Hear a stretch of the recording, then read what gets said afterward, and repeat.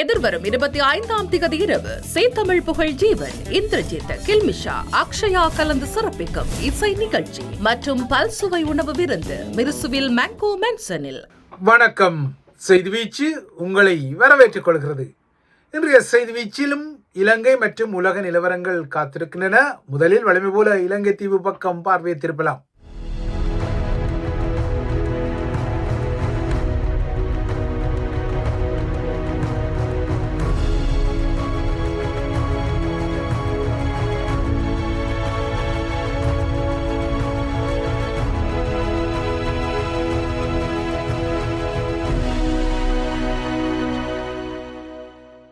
இலங்கை தீவின் உள்ளூர் அரசியல் களத்தில் வடக்கு தெற்கு என வேறுபாடு இல்லாமல் அரசியல்வாதிகளின் காச்சு மூச்சு குரல்கள் பலமாக ஒலித்துக் கொள்கின்றன.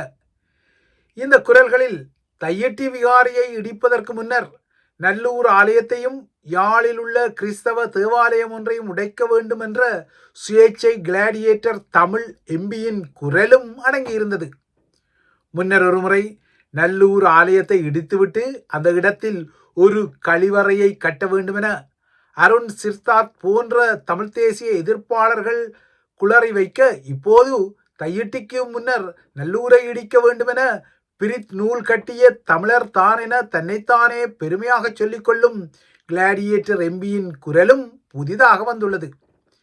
கடந்த ஓரிரு நாட்களுக்கு முன்னர் நாடாளுமன்றத்தில் உண்பதற்கு சோறும் சொதியும் மட்டுமே இருப்பதாகவும் இது ஒரு அநியாயம் எனவும் சபாநாயகர் அடக்க திமிரி குரல் எழுப்பிய இந்த சுயேட்சை உறுப்பினர் தான் இப்போது மாதனமுத்தா பாணியில் தையிட்டி திசை விகாரியை அகற்றிக் கொள்வதற்கு முன்னர் நல்லூரை இடியுங்கள், யாழ் கோட்டையை இடியுங்கள், கிறிஸ்தவ தேவாலயத்தை அகற்றுங்கள் என சொல்லி அதன் பின்னர் தையிட்டியின் அகற்றம் பற்றி பேசுங்கள் என்கிறார். தமிழர்களின் தலைவர் குறித்து பேசினால் தனக்கு உற்றுநோக்கல் கிட்டிக்கொள்ளும் என்பதால் அவரது பெயரை சொல்லிக் கொள்ளும் இந்த கிளாடியேட்டர் எம்பி மஹிந்த ராஜபக்சவே சிறந்த தலைவர், அவரது தனியனும் ஒரு சிறந்த நண்பர், கோட்டாபாயா ஒரு பலமான தலைவர் போன்ற கருத்துக்களையும் அவ்வப்போது சொல்லிக் கொள்ளுவர். அவரை ஒரு கட்டத்தில் பிணையில் எடுத்தது கூட மஹிந்தவின் புதல்வன் நாமல் தரப்பு என்ற விடயங்களும் இதற்குள் இருக்கின்றன. இதனால் அவரது தையிட்டி புரிதல் இவ்வாறுதான் வரக்கூடும். இந்த நிலையில் இலங்கையின் அனைத்து ஊடகங்களிலும் திடீரென முன்னிலையை பெற வேண்டுமானால் ஸ்ரீலங்கா நாடாளுமன்றத்தில் உள்ள செங்கோலை திடீரென தூக்கி கொண்டு ஓடு என இதே கிளாடியேட்டர் எம்பியிடம் ஸ்ரீலங்கா சர்வஜன அதிகார கட்சியின் தலைவர் திலீப் ஜெயவீர சொன்னதாகவும், அதனை கேட்டு அவரும் அப்படியே செய்ய தயாராகிய போது தாம் அதனை தடுத்ததாக திலீப் ஜெயவீரவே தன்னிடம் தொலைபேசியில் சொல்லி சிரித்ததாக அருண் சித்தார்த் போன்றவர்கள் இப்போது இதே எம்பியை மையப்படுத்தி எள்ளல் செய்வது வேறு விடயம்.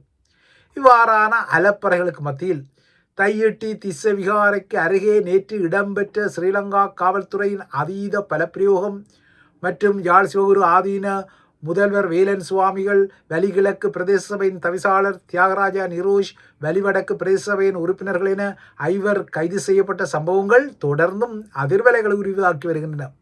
இந்த விடயம் தற்போது கொதிநிலைக்கு மாறியதால் நானாவித குரல்கள் எழும்பி வருகின்றன.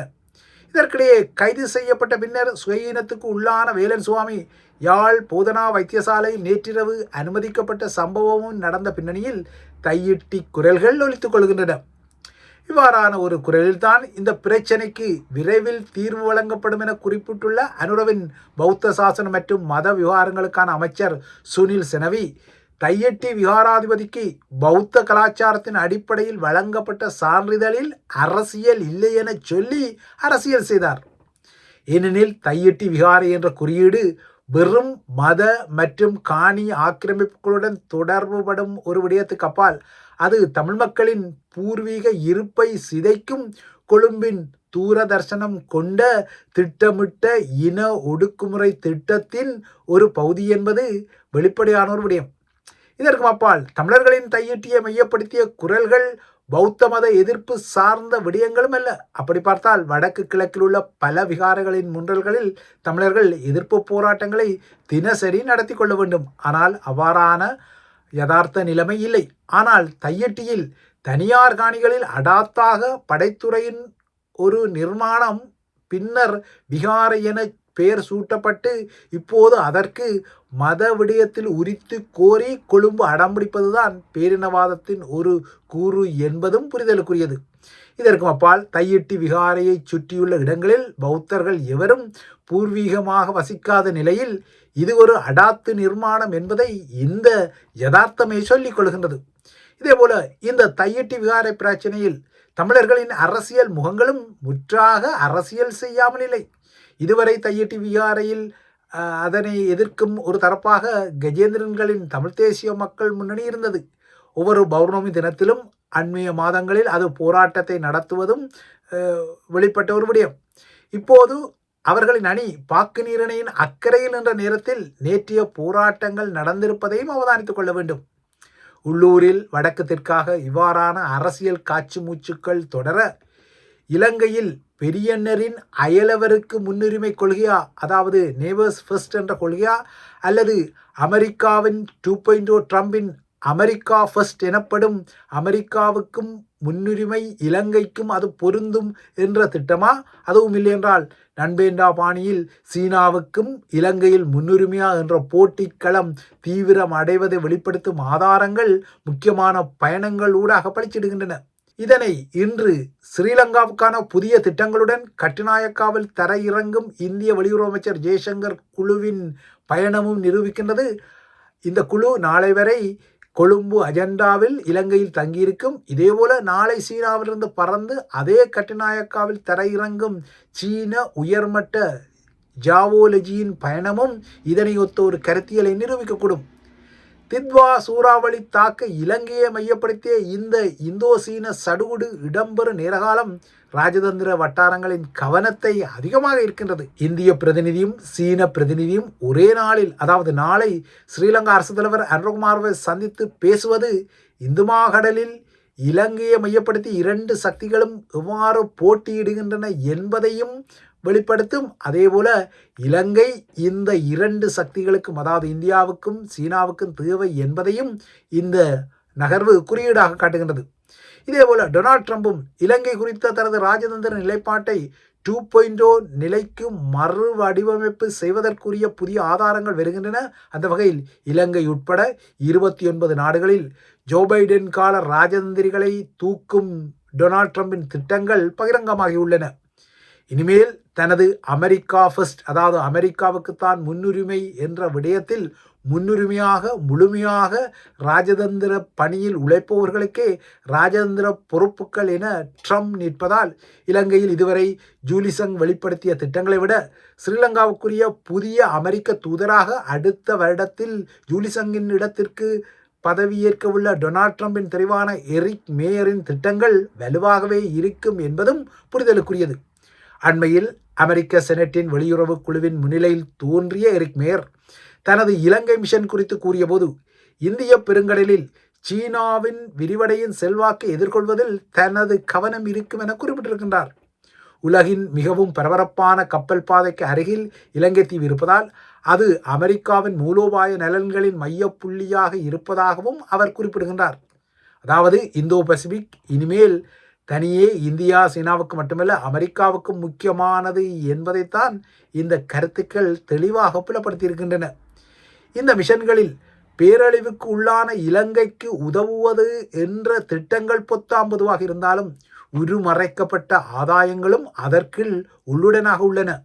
யாருமே ஆதாயங்கள் இல்லாமல் இலங்கைக்கு உதவப் போவதில்லை என்பது யதார்த்தமான விடயம்.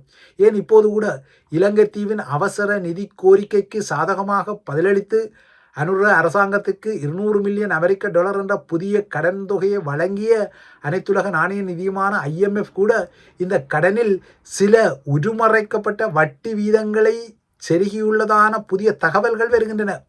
வழமையான வட்டி வீதத்தை விட அதிக வட்டி வீதத்தில் இந்த கடன் வழங்கப்படுவதாகவும் இந்தளவு வட்டிக்கு அவசர கடனை IMF-இடமிருந்து வாங்க வேண்டிய தேவை இல்லை என்ற விமர்சனங்கள் வெரித்தே ரிசர்ச் போன்ற ஆய்வு நிறுவனங்களில் இருந்து வெளிவரும் நிலையில் அரசாங்கம் இது குறித்து இதுவரை எதுவுமே சொல்லிக் கொள்ளவில்லை. அனுர அரசாங்கத்தை பொறுத்தவரை முன்னர் எதிர்க்கட்சியாக தாம் இருந்தபோது எந்தெந்த விடயங்களையெல்லாம் அப்போதைய அரசாங்கங்களை நோக்கிய விமர்சனங்களாக முன்வைத்து கொண்டதோ அதெல்லாம் இப்போது அவர்களை பூமராங் தடியாக தாக்கிக் கொள்ள தலைப்படுகின்றன.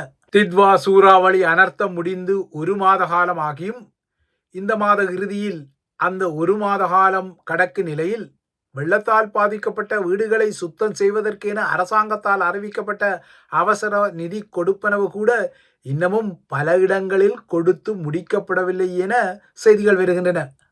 அரச இயந்திரம் முன்னே அரசாங்கங்களை விட வெளிப்படை தன்மையாக இயங்குவதாக காட்டிக்கொண்டாலும் அதில் ஓரளவு உண்மை இருந்தாலும் பல கட்டங்களில் அரச இயந்திரம் சிரமப்படுவதற்கு அரசாங்கத்தின் அனுபவமற்ற தன்மை ஒரு காரணம் என்ற விமர்சனங்கள் எல்லாம் இருக்கின்றன.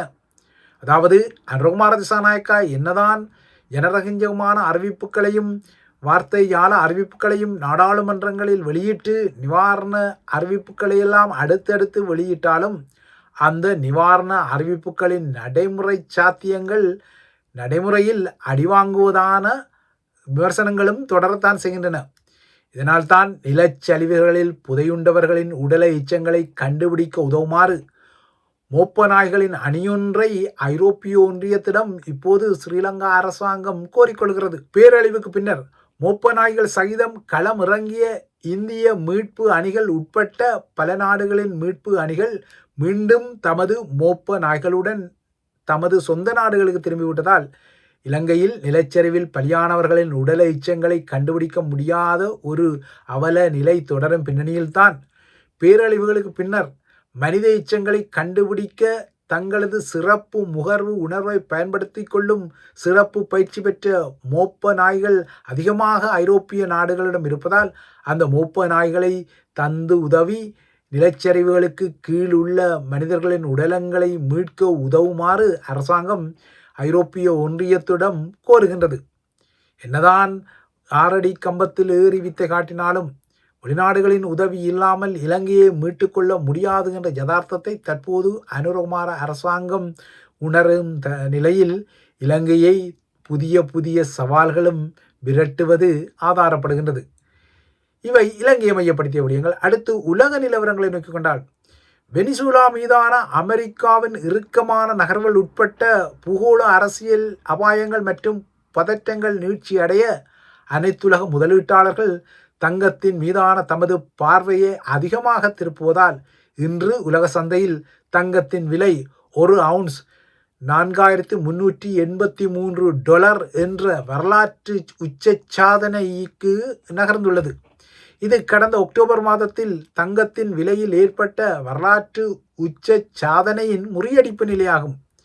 அமெரிக்க பாதீட்டின் தேக்க நிலை, அதாவது வரவு செலவு திட்டத்தின் தேக்க நிலை, டொனால்ட் ட்ரம்ப் தொடர்ந்தும் முன்னெடுத்து வரும் நாடுகளுடனான வணிகப் போர், அமெரிக்க தொழிற்சந்தையின் பலவீன நிலைமை ஆகியவற்றுடன் பூகோள அரசியல் அபாயங்களும் வெனிசுலா மீதான பதற்றம், உக்ரைனிய ரஷ்ய போர் தொடர் நிலைமை ஆகிய நிலவரங்களால் நீட்சியடைவதால் தங்கத்தின் விலை வரலாற்று உச்சத்தை இன்று தொட்டது. நேற்றும் வெனிசுலாவுக்கு அருகே உள்ள சர்வதேச கடற்பகுதியில் ஒரு எண்ணெய் தாங்கி கப்பலை இடைமறிக்க அமெரிக்க படையினர் முயன்றனர்.